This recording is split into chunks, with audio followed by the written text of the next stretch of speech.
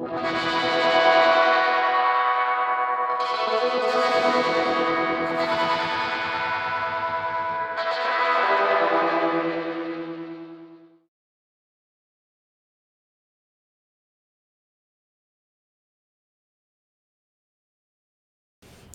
everyone, welcome to my last large-scale Inktober drawing. This is a deep sea anglerfish. I drew it based on some footage that I saw that was released by Science Magazine's YouTube channel, I believe. There'll be a link down in the description. I would definitely go look at that footage. It's really beautiful. But this last large-scale Inktober drawing sort of got away from me at the end. I ran out of time pretty hard toward the end here, but I still end up liking how it turned out. It was a good anglerfish drawing, I think. And what you see me doing right here is adding on quite a lot of masking fluid. In fact, I went out and bought some masking fluid specifically for this because I knew I'd need a bunch of it. Masking fluid, for those of you who don't know, is a sort of rubbery latex fluid that you can put down on your drawings or your watercolor drawings or your ink drawings and then paint over and remove the masking fluid, leaving a very stark white of the paper underneath without any paint on it. You'll see how it goes as we follow along with this video, but it's a very interesting, fun thing to play with if you ever get the chance. And I'm just using a really old paintbrush that I didn't mind completely ruining here to put this masking fluid on. I had a little stick that was actually a paintbrush stick that had the brush part fall off that I used for masking fluid in the past, but because it's very easy to peel dry masking fluid off a solid surface like that. But I wanted a finer point. For this guy, I wanted a finer point to apply my masking fluid with, so I found an old paintbrush. And I do soap this paintbrush, which is a method for getting masking fluid off when you're done. That you just dampen your brush and put a bunch of soap on it and then paint with that. Paint the masking fluid on with your soaped brush, and it makes it easier for the masking fluid to come off of the bristles when you're finished.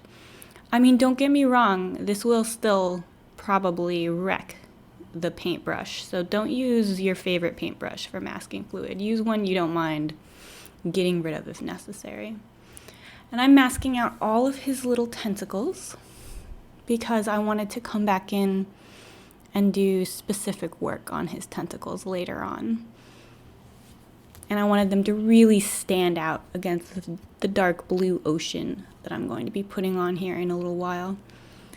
An anglerfish, I don't know if you know, have tentacles all around them in a large net, I assume for sensing prey deep within the ocean and attracting prey too, because those tentacles glow like a field of stars. It's not a beautiful fish. Not most people would say it's not a beautiful fish, but really do go check out that footage from Science Magazine because it's an ethereal looking thing in its natural habitat. And he has tentacles not only surrounding him like a net, but he has very small little tentacles all over his body as well in a sort of line pattern. And I'm adding in all of those little tentacles. You'll see them easier as we go on here. And here I'm starting on my black background. I wanted a very smooth background for this piece because it's the deep sea, and the deep sea is it's such a wasteland of nothingness for the most part. You know, there's obviously some very interesting animals who live deep in the ocean, but for the most part, it's just vast swaths of cold nothing, I think, because it's so hard for life to exist at that depth. But so I wanted a nice solid blue here for my ocean, but I also didn't want it to be too dull too solid of a blue, so I used this brush that I have, and it created a really interesting texture to the paint, to the solid background I put in here. And I really like the stripy dry brush lines I end up with at the end. If I ever decide to paint denim, I think this would definitely be the brush I used, because it creates such a nice texture. And I'll list that brush down in the description too. And it was in my materials card right at the beginning of the video, so if you need to know what brush that is. See how those tentacles really pop out? They're yellowy now because of the masking fluid, but once I remove the masking fluid, they'll be a very bright white compared to this blue background.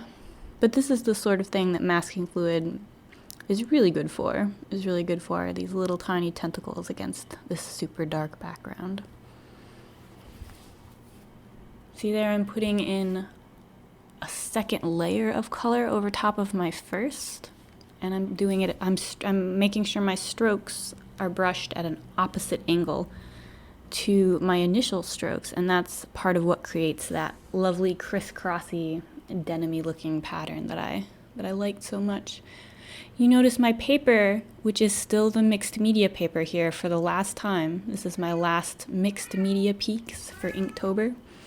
You'll notice the paper is still very crinkly, but by this point I've gotten better at not putting too much water on the page, so it's a lot less wrinkly than some of my previous drawings, the astronaut specifically. And you notice I put a layer of blue where his tail is, but I didn't put a second crossed over layer of blue where his tail is, you'll notice. And that's because you can see the water through his tail. It's semi-transparent. So I wanted to give the suggestion of blue behind his tail without it looking like his tail was completely invisible and you could completely see through it. So I just stopped at that single layer to give it a sort of translucent vibe right there on his big fan tail.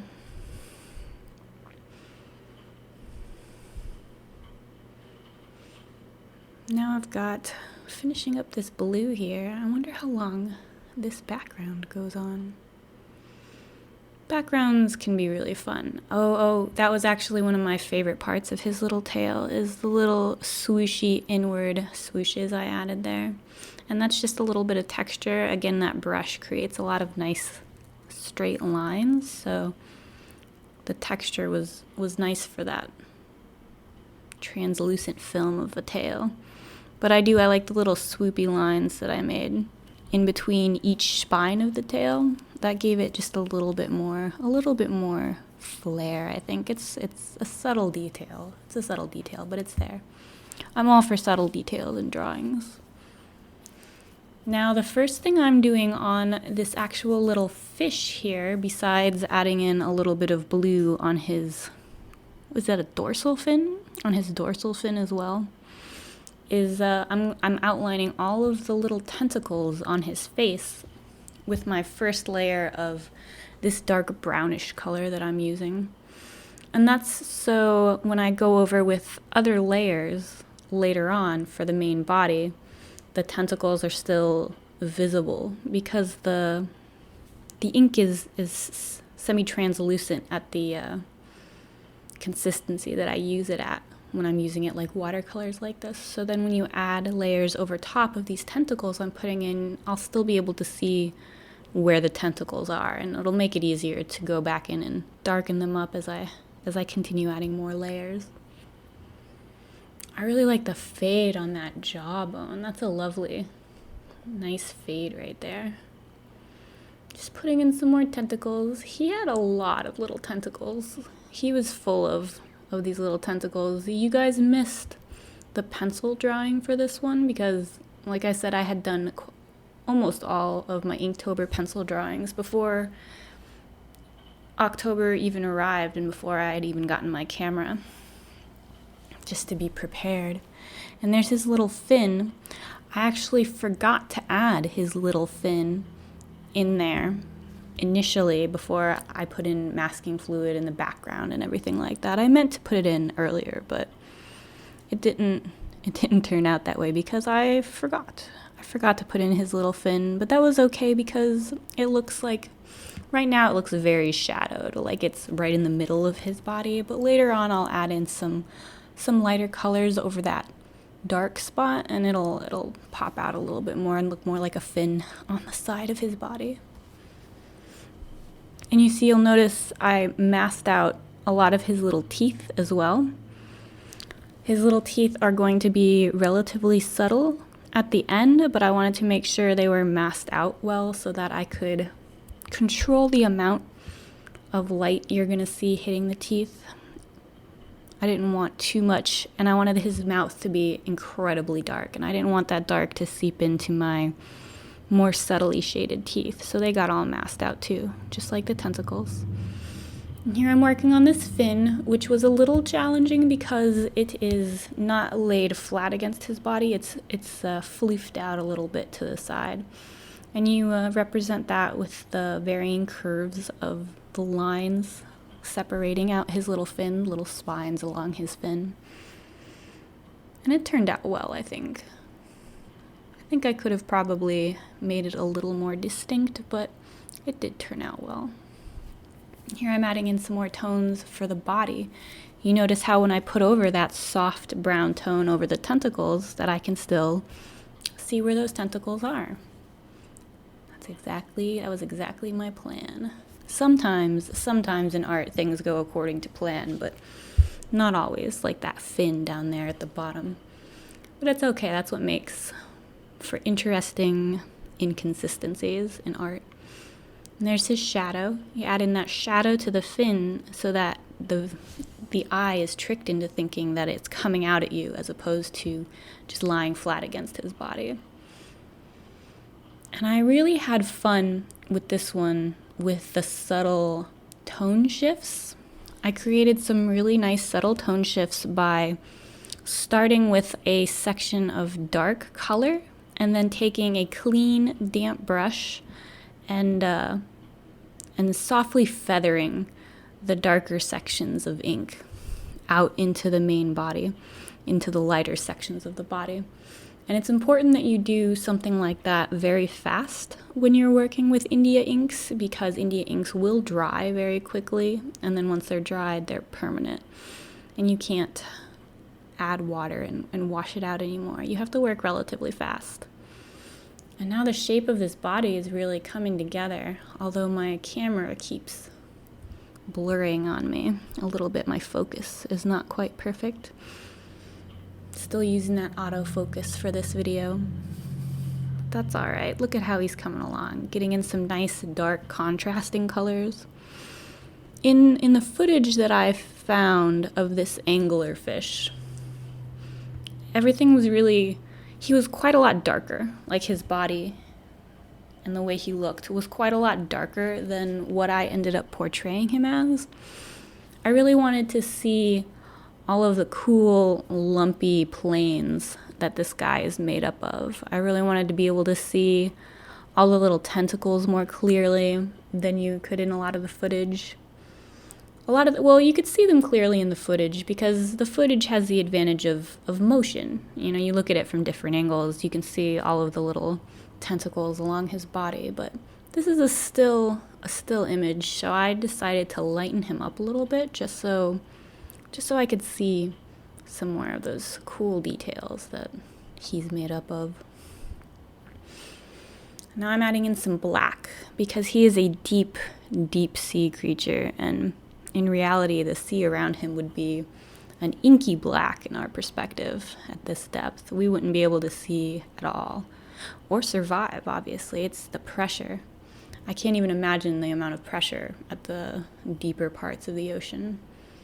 Someday, maybe, someone will let me into a submersible and I can go exploring the deep parts of the ocean. That would be lovely. I would love that.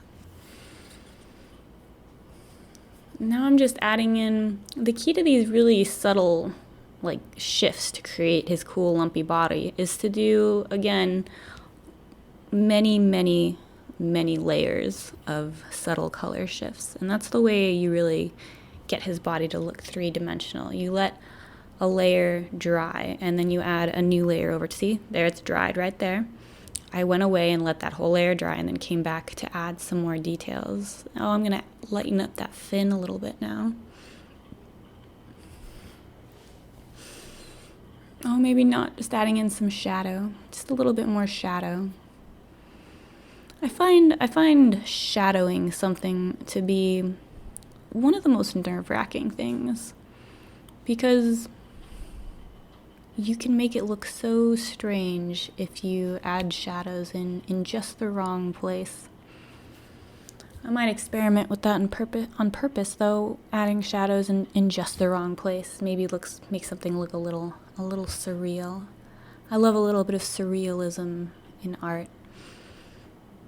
Really, this fish, this anglerfish, is sort of a surreal creature anyways. Who could imagine such a thing existing here on our own planet?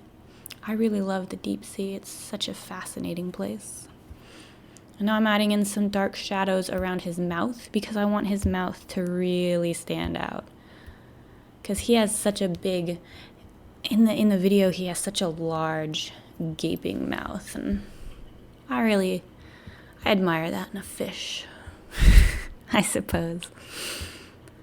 And here is when I started thinking, maybe I should make him even darker. Maybe he should be more accurate to the footage that I was observing when I painted him. But in the end, I decided not to make him incredibly dark. I would have had to go back in and adjust the tone of the background, and I was quite happy with this color contrast I have going for the background into the fish. I really like this navy blue going on here. So I left it and I kept my fish lighter. I swear I could have, I think, maybe done the fin a little bit more distinct. I have this lovely curvy line right here of darkness to show his fin angling out toward us. It looks alright. It looks alright. I like it. I wonder if I could set a record. How many layers does it take to make a fish? Is it 20? Is it 30? I don't know. I'm not going to count them, so I guess I'll never know. I'll have to resign myself to that curiosity. Oh, there's that white. You be careful with using white ink because there's only so many things that it does really well. And toning this dark spot, I think it did pretty well. I added a little bit of light to where his fin would be the highest, where it connects to his body, and I added a little bit of light at the very tips of his fin to represent where they would then bend out a little bit toward, well, the theoretical light that would exist down here at the bottom of the ocean. Now I'm just reestablishing some of these lines. Once you add so many layers, it can be very easy to lose your initial line work. You have to go back in and keep adjusting and keep adding lines to I'm adding lines to the tentacles to help them stand out. But you just keep adjusting until you get what you like. But don't forget to try not to lose those first layers that you put down, because you put them down for a reason, and you need to bring those back up as you start to lose them. There's that fin again. I worked a couple times trying to get that shoulder right. I wanted to get his, I suppose it'd be a shoulder on that pectoral fin. That'd be like the fish's version of a shoulder, right? And I kept losing it. I kept putting it in and losing it and putting it in and losing it. I had a little too much dampness on the paper there when I was trying to do it. And really you should stop then and let it dry and come back to it and add your little flourishes and details. But I get impatient sometimes. Anybody does get impatient sometimes, I think. So I didn't quite get the shoulder exactly how I wanted it, but que sera, I suppose. That's one important thing that they don't really teach you, I've noticed, about art, is how important it is to sort of roll with the punches when it comes to your mistakes. I have these students that I teach once a week. I have an art class that I teach these students, and one of the things I notice the most about these students when they're not happy with how their drawing or their painting is turning out is that they start a drawing and it starts really well, but then they get to the middle awkward stage that almost all drawings go through, where it just looks funny and something's off with the proportion. And the trick here, which I tell the students, but they don't always, they're teenagers, they don't always listen when you advise patience, but that's okay. You figure that out as you age. But patience really is the key when it comes to art like this, because so much art goes through awkward stages in the middle, and you really have to just push through and keep working with it and keep adjusting things until it looks better, until it looks like something that you could be happy with. And here I'm adding those tentacles again. Remember how I said as you put in layers, you lose some of your initial layers. So I'm adding in some darker lines to pop my tentacles back up here all along my body. I spent a lot of time doing the little subtle bits of this fish. So much time, in fact, that I didn't get to work on the tentacles as much as I really would have wanted to, because I ran out of time. Going back, I definitely would. If I did something like this again, I would spend more time on the tentacles, that's for sure. But I don't think the time spent on the fish was necessarily a bad thing, because it did turn out looking super cool. He's a super cool looking fish. I mean, I wouldn't want to meet him in a dark alley. Not only would he not be as cool looking, because he would be smooshed flat by our lack of pressure and the lack of water, but theoretically, a fish that could walk in dark alleys, I would not want to meet this particular dark alley dwelling fish. He would startle me like nothing else. Look at his face. But after a while, I think I could make friends with that face. Look at him. He could be a deep soul. You don't know. I suppose he is. He is a deep soul, very deep in the ocean. He's a deep fish. Here I am pulling off some masking fluid. The masking fluid is fun to pull off because it comes off in these rubbery strings. And you can rub it with your finger and pull it off, or you can use an eraser, a pencil eraser will also work to start pulling up that masking fluid, and then you can pull it off with your fingers then after that. But you see how well that masking fluid covered the areas that I didn't want paint? Look at those lovely sharp lines where that masking fluid was. None of that blue seeped in there at all, and that's what the latex does. That's really the benefit of the latex. It's hydrophobic, I suppose. Is it technically hydrophobic? I don't know. You'll have to tell me if you know. In the comments, let me know if latex is a hydrophobic material. I think it might be. And now that I've taken off all this masking fluid, it's all a matter of toning down all of this bright white that I've gotten here. See, I'm starting with those teeth, because those teeth are too bright to be just hanging out in the dark mouth of this anglerfish. And here's where I start toning the tentacles. And this is what I meant by if I had more time. I would have taken a lot more time to tone these tentacles down, and I would have taken a lot more time to shade the edges of each individual tentacle to give it more of a three-dimensional feel.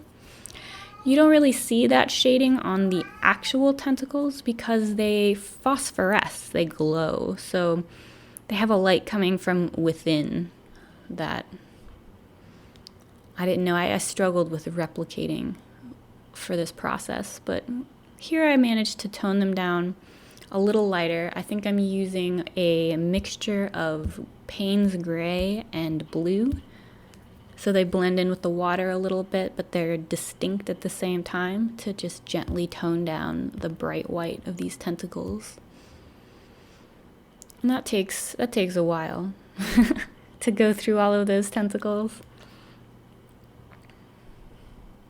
I suppose I could have gone through with a wash over everything to make everything gray, but I don't know, I didn't want to affect the tone of my background water, because I think if I'd washed over it with like a gray, I think that would have affected the cool blue I've got going for my background. So time consuming, but I think worth it to tone all those tentacles individually.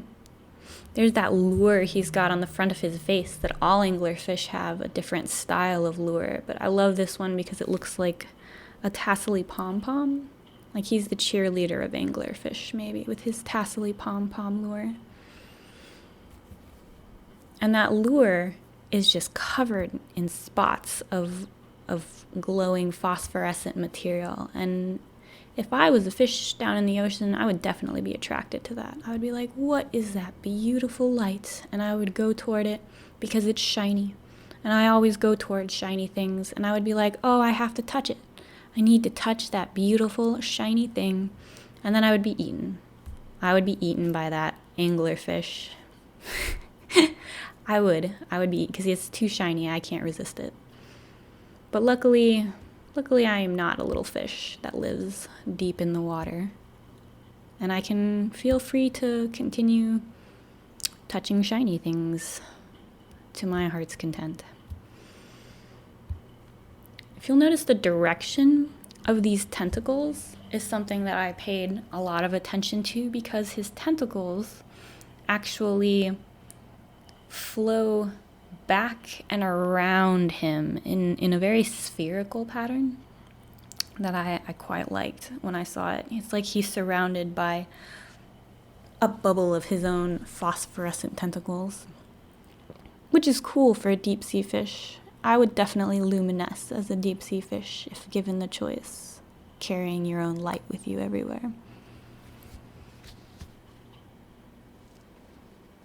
There's the tentacles, just some more tentacle work. I ran out of time, like I said, for this little guy. He ended up being more time consuming than I anticipated. Just with the video footage that you saw, it was about 3 hours of work. You see this video, it's only a half an hour long, and you think, oh, I could do a beautiful thing like this in half an hour, but it's not true. This is so sped up. This is super sped up. This actually took almost 3 hours of work, and that's not even counting the pencil drawing and the masking work that I did before I even started recording. So it'd probably be closer to 4 hours for this total piece. There's that fin. I love how that fin turned out. I wish I had...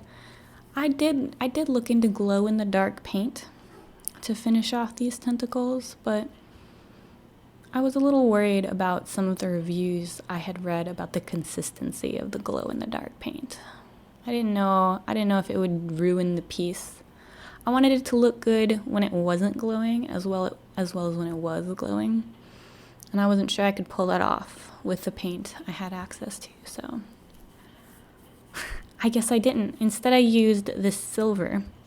I used the silver leaf. Again, I'll have a link down below, and it'll be in my materials list. But it's a silver leaf that I suggest you only use in a well-ventilated room. It's got a powerful, pungent smell to it. Very fumey. But it does create a really cool shiny silver effect that I've used before in drawings. I had a mermaid that I drew, and she got a lot of little silver detailing in her tail and in her fins. I like the silver leaf. It creates such a bright, shiny, metallic look. And since then, I've found some opalescent watercolors that I really like, and that might create, just as cool of an effect as this ended up being, maybe even more, because I could have used different colors to create this shiny, glowing effect. But this was what I had on hand, and it did turn out pretty cool. I cut out quite a bit of the silver detailing, mostly for time's sake, because this video did get quite long, but also because you can't see it very well. the silver. Like, we're not at an angle that the light reflects off the paint very well here, so it's not as easy to see when I'm putting it on here as some of the other paints were. But you get the gist. You've watched me detail. I was just putting some silver spots. Because, like, if you saw the video, like I said earlier, his tentacles are lit up to look like stars almost. They're spotted with this phosphorescent material, and that's what I was trying to recreate with this silver leaf. Not a solid silver tentacle, but this sort of spotty glow of a tentacle. I'm not even sure if they're actually called tentacles. Do anglerfish have tentacles? Is it called something else? Maybe I was misinformed by the internet. Who would have thought? But I'm going to call them tentacles. They seem tentacly to me. Now for this silver work I'm doing here, I have a specific paintbrush that I use for silver work, and it is wrecked. It is a wrecked paintbrush. It is only for silver. It is a solid point of silver when it's dry. And I keep it wrapped up in a plastic bag so that it doesn't smell terrible in my studio. You end up with quite a few paintbrushes. After a while, you end up with quite a few paintbrushes that are specifically for one sort of thing because they're just ruined for regular paint use. And that's this silver brush, my little silver brush, completely ruined for everything else. But is a beautiful silver detailer, so it's not a loss as long as you can use it.